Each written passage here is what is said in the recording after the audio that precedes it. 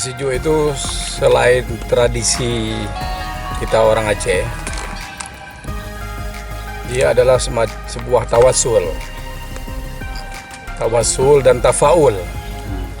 Tawasul itu perantara, tafaul itu untuk mendapatkan semangat dan optimisme bahwa dengan kita bersejuk bot ini, Allah memberikan rezeki kepada kita, menjauhkan petaka dan bahaya. Dan dalam ritual bersejuk ini ada doa-doa yang kita ucapkan, doa untuk mudah rezeki, doa untuk Allah jauhkan bala, jauhkan musibah.